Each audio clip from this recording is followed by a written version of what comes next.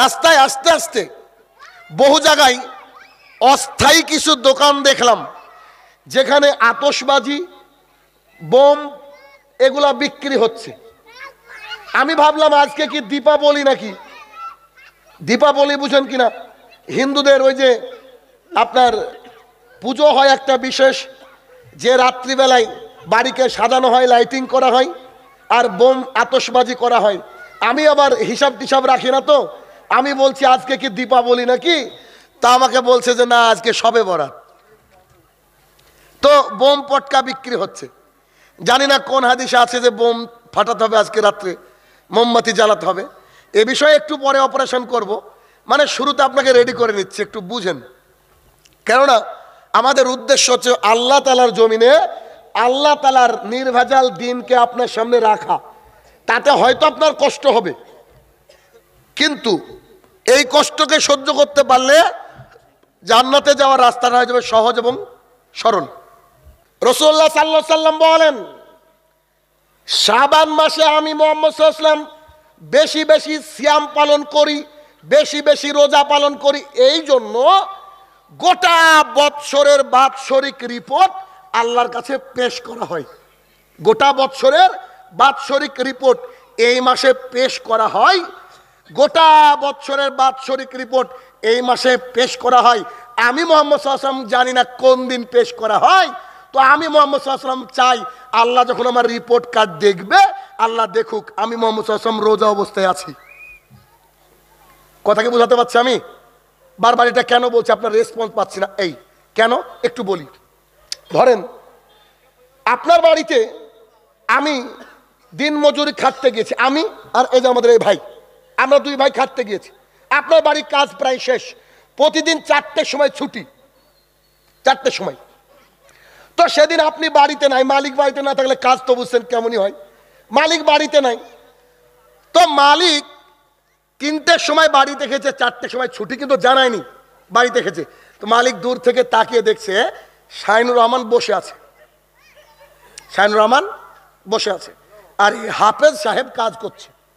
তিনি ধরা দেননি, তিনি দেখছেন যে 4:30 বাজছে, শাহিনুর রহমান বসে আছে, হাফেজ সাহেব কাজ করছে। আপনি বলেন তো বাড়ির মালিক কার উপরে খুশি হবে? হাফেজের উপরে, কারণ তিনি কাজ করছিলেন। কথা বুঝছেন তো আমার? ঠিক তেমনি আল্লাহ তাআলার জন্য রাসূল সাল্লাল্লাহু আলাইহি ওয়াসাল্লাম কি বলেন, কি সুন্দর হাদিস, চিন্তা করেন। রাসূল সাল্লাল্লাহু আলাইহি ওয়াসাল্লাম বলছেন আল্লাহ তাআলা যখন আমার রিপোর্ট কার্ডটা এভাবে দেখছে, আল্লাহ তাআলা তার জমিনের দিকে তাকিয়ে দেখুক তার বান্দা, তার গোলাম মুহাম্মদ সাল্লাল্লাহু আলাইহি ওয়াসাল্লাম আজকে রোজা আছে। তো আল্লাহর বান্দা আবার রোজা আছে, আবার রিপোর্ট কার্ড ওই দিন দিচ্ছে, আল্লাহ কি খুশি হবে কি হবে না? আর আল্লাহ খুশি হলে আল্লাহ কি করবে?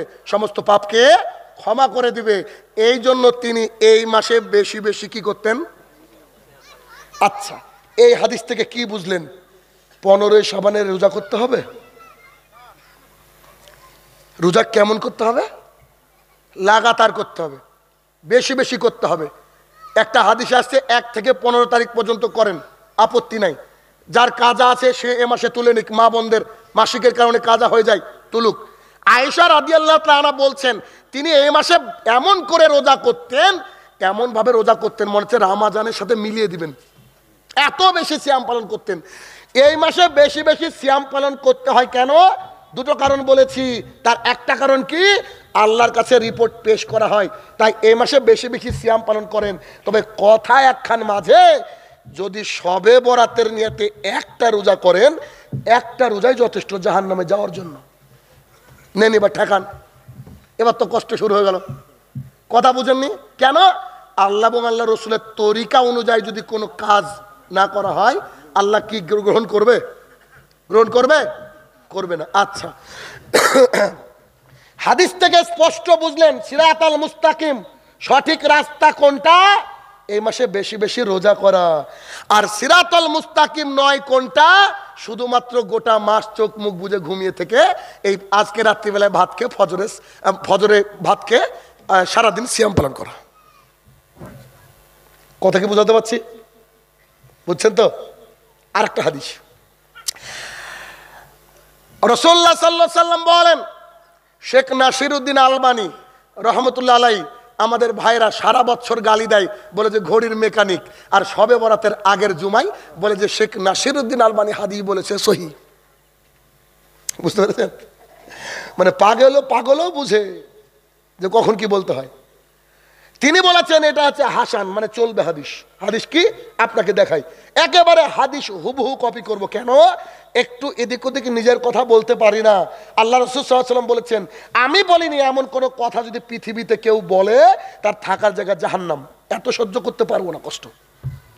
জাহান্নাম খুব কঠিন জায়গা, ওটা আমি তো পারবো না।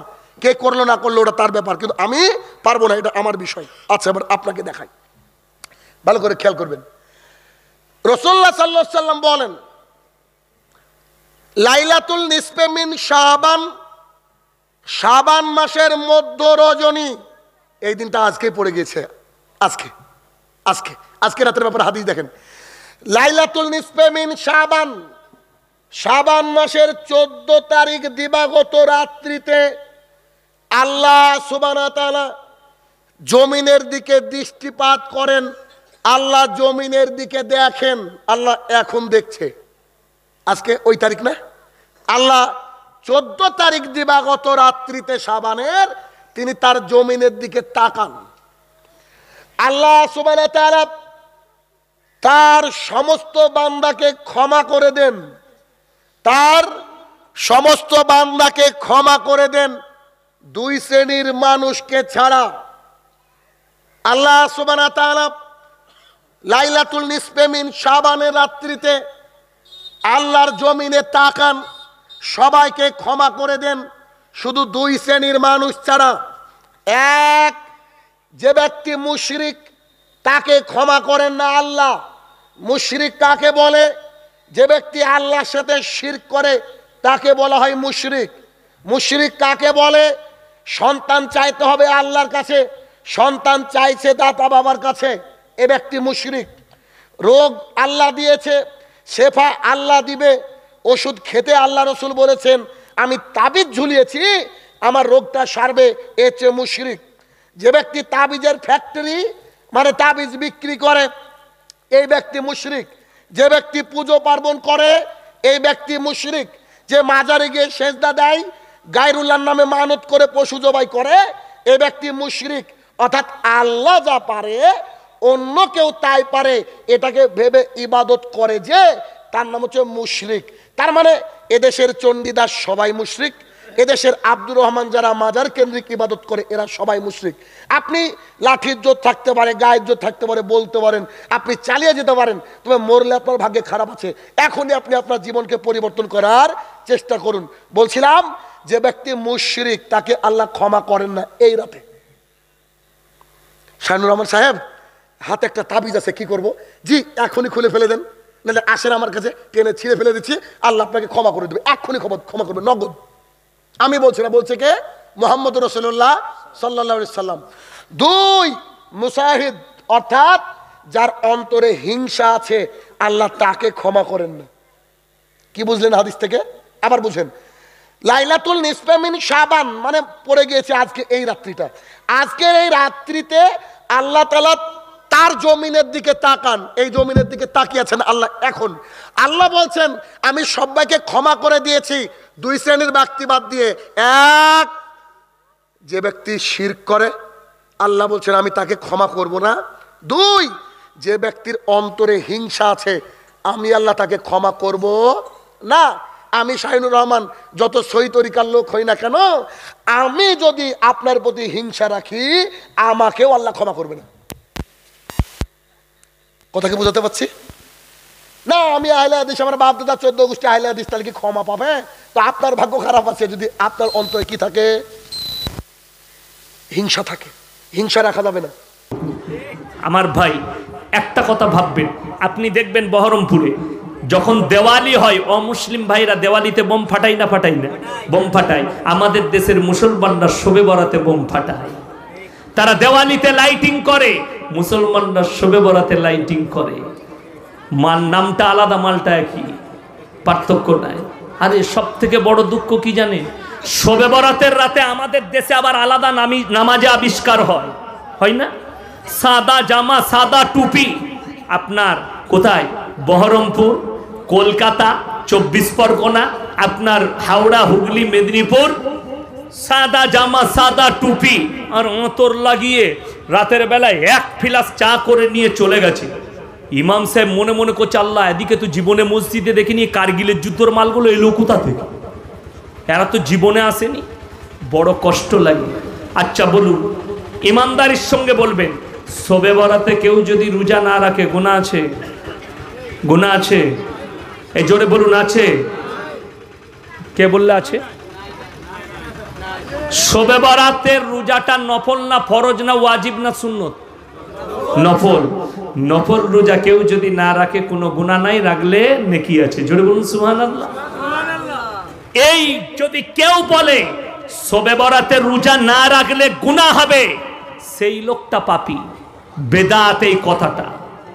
কেউ যদি বলে শবে বরাতের নামাজ পড়তেই হবে, আমাদের দেশে তো মাইকে এলান হয়, আসসালামু আলাইকুম, আগামীকাল একটা রোজা হবে, মায়েরা ভোরের বেলায় ভাত খাবে, আজ রাতের বেলায় নামাজ পড়বে। আবার অনেক মসজিদে নিয়ত বলে দেয়, কি কি নিয়ত করবে। আবে যে এলান করছে তে কেলানি খাবে। নফল রোজার এলান কোথা থেকে পেলি? তুমি জীবনে ফরজ রোজার এলান করলে না। রমজান মাসে সেই মৌলবি এলান করেনি।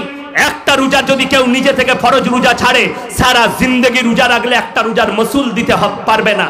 সেই এলান তুমি মসজিদে করলে না, নফল ইবাদতের এলান জুড়েছো। বড় কষ্ট লাগে। একটা মৌলবি ফোন করে বলছে, কে বললে এলান করা যাবে না? আমি বললাম এলান কর, কিন্তু কখনো ফরজ রোজার জন্য এলান করেছিস? হাজারো মুসলমান ফরজ রোজা রাখেন। আমি এক আমার আত্মীয়র বাড়িতে গিয়েছিলাম 3 বছর আগে, শবে বরাতের দিনে, রোজা রাখিনি, আমাকে নাস্তা দিয়েছে। দুটো পাড়ার বুড়ি মেয়ে চলে এলো, হাইলো ইয়াসিন সাহেব রোজা রাখেনি। আমি বললাম, আল্লাহ কি বিপদ হলো, এরা দেশের লোককে বলবে। আমি বললাম, হ্যাঁ মা তোমরা রেখেছো? হ্যাঁ বাবা, জীবনে শবে বরাতের রোজা ছাড়ি না। আল্লাহ আলহামদুলিল্লাহ। আর রমজান মাসে? বলে বাবা রমজান মাসে 15টার বেশি পারি না। আমি বলি, তোমরা কেলানি খাবে আর আমি জান্নাতে যাব।